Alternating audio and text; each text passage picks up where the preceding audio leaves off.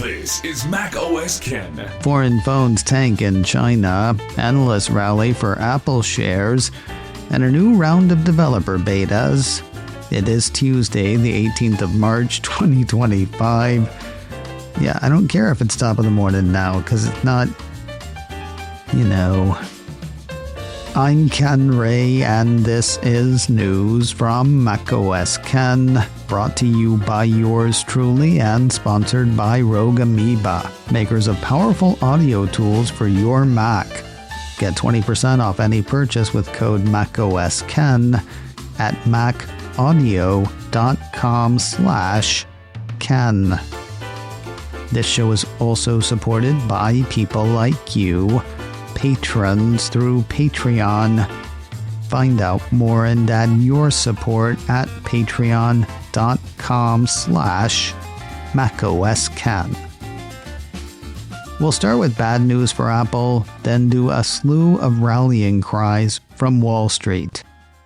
The bad news comes compliments of Seeking Alpha. That site has new numbers from the China Academy of Information and Communications Technology that showed iPhone sales in China cratering back in January. Now that news does come with the usual caveat. The Academy doesn't break out which foreign phones sold in what amount. When things were good though, everyone tended to read foreign branded phone performance as iPhone performance. That makes it difficult to not hear word of a 21% slump for foreign phone shipments in China in January. That's pretty bad news for Apple. According to the report, January shipments of foreign branded smartphones in China fell to about 4.4 million units compared to about 5.5 million units a year earlier. Anyone looking for solace may find it in this. It wasn't just foreign branded phones that took the hit. Overall, the piece says phone sales in China declined 14.3% year over year to roughly 27.2 million units in January. On now to the rallying cries, which came from a number of financial analysts. Listener Linda was kind enough to hit me to a story from Bloomberg that has Apple's worst week since 2022, bringing those analysts to Apple's defense. While last week's 11% drop was said then to be born of concern around Apple and artificial intelligence, the Bloomberg piece indicates that the real drags are uncertainty over tariffs and the broader economy's outlook. Enter the bulls, who say Apple is still Apple, still offering steady earnings growth and massive free cash flow as a result of its huge base of users.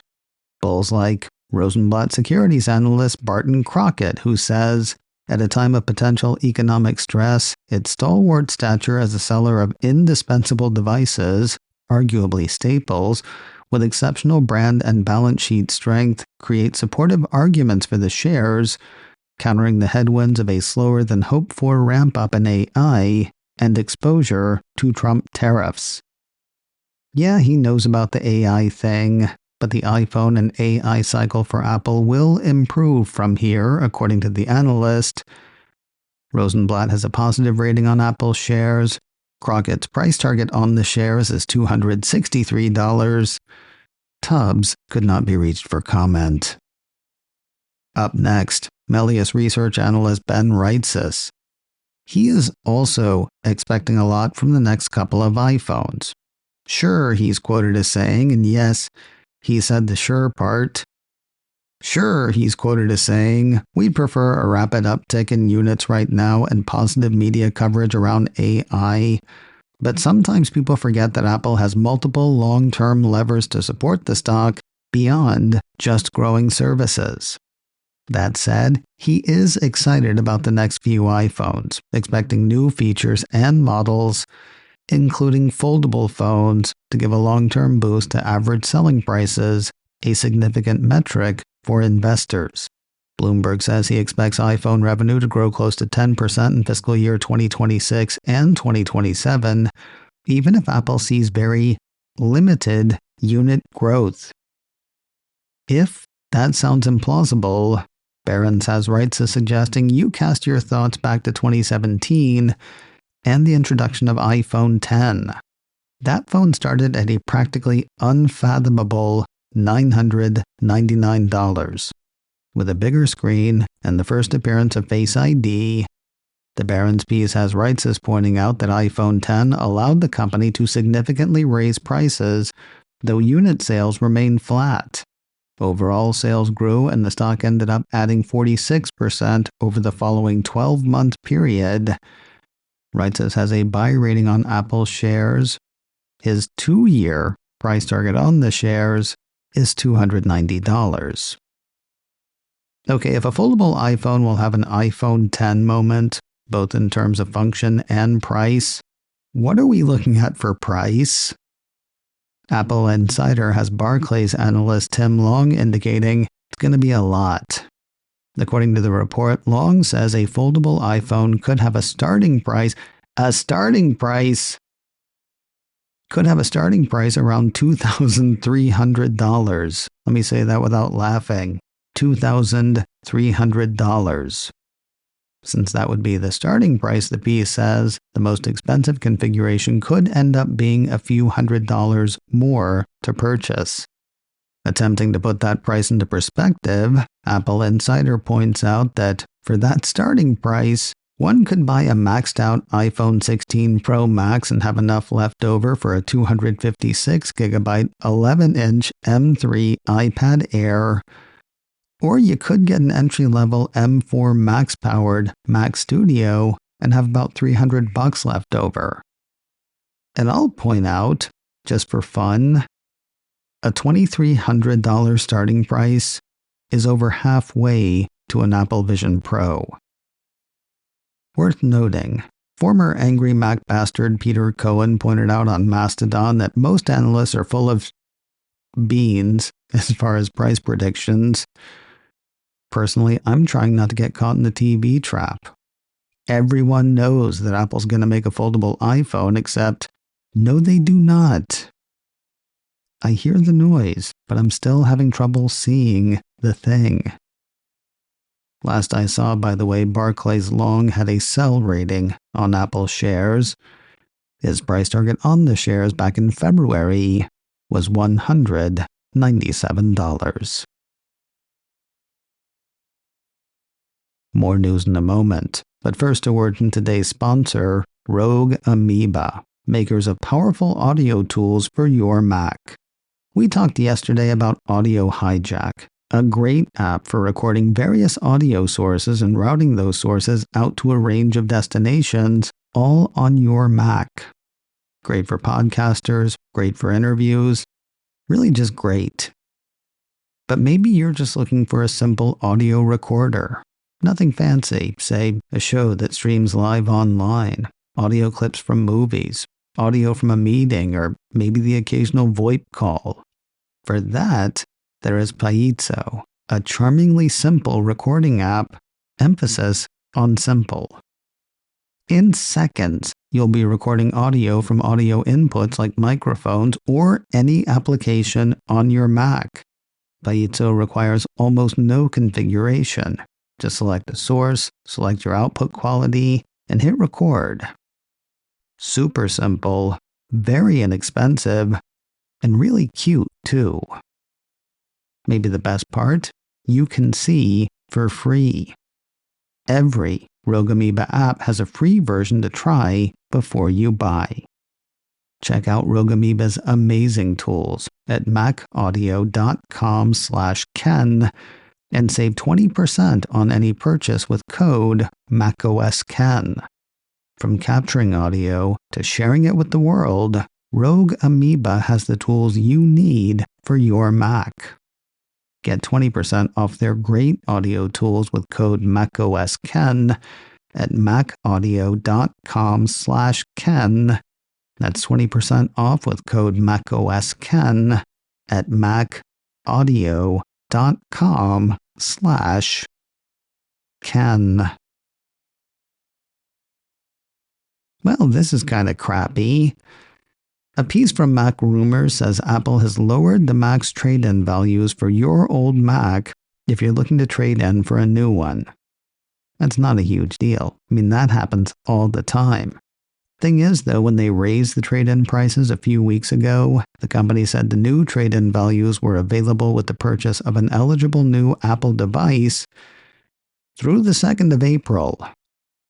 Still says that, though the Mac's trade-in values have gone down anywhere from, nothing on some models to $20 in some cases to as much as $65. Mac Rumors allows for one possible defense without actually buying that defense.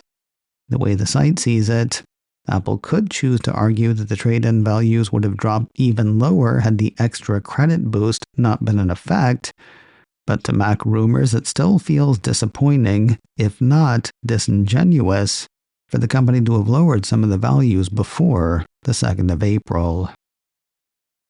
Monday saw the now customary round of betas from Apple to developers.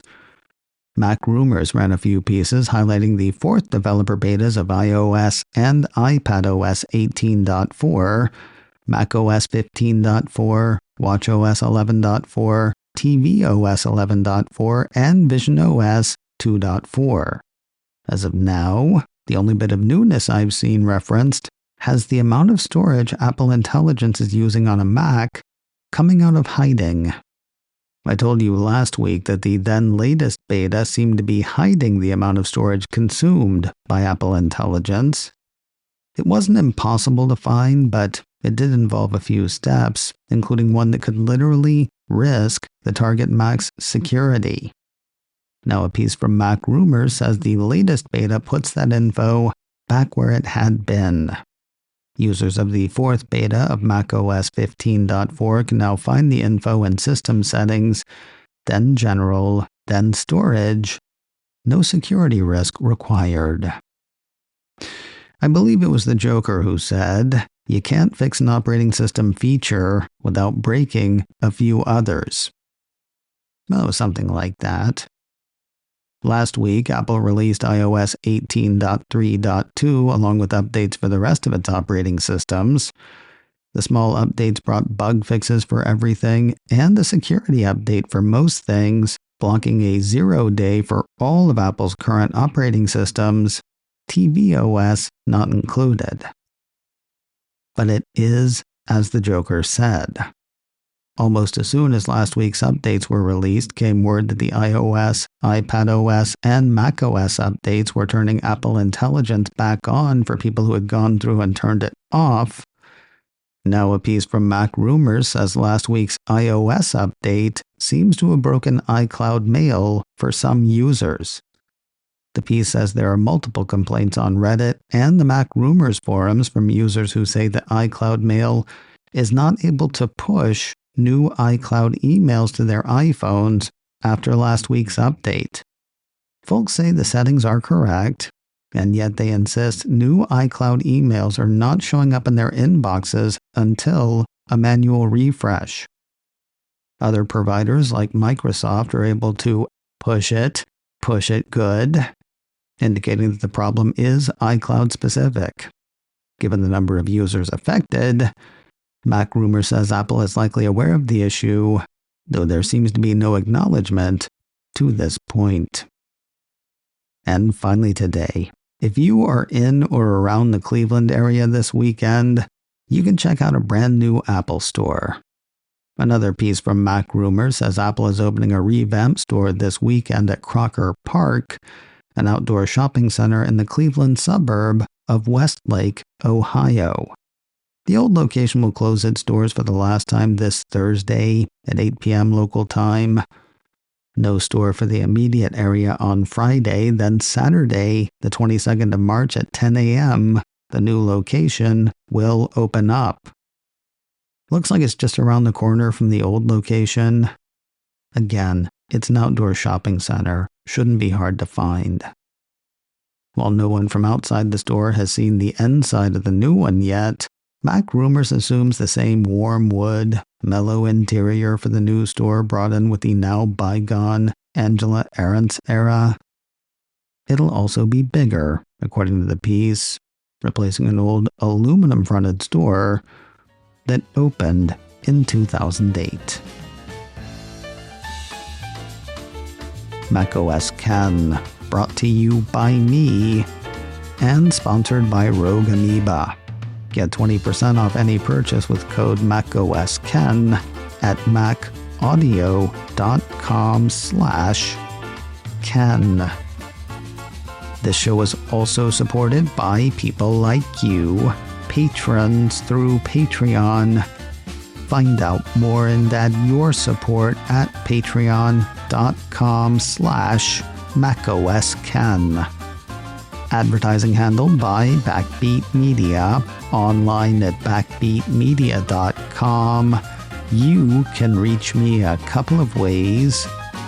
Info at macosken.com or call 716-780-4080.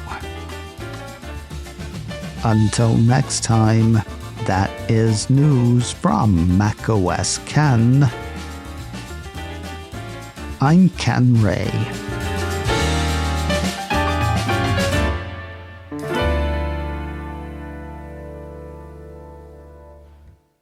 Leonard likes this post.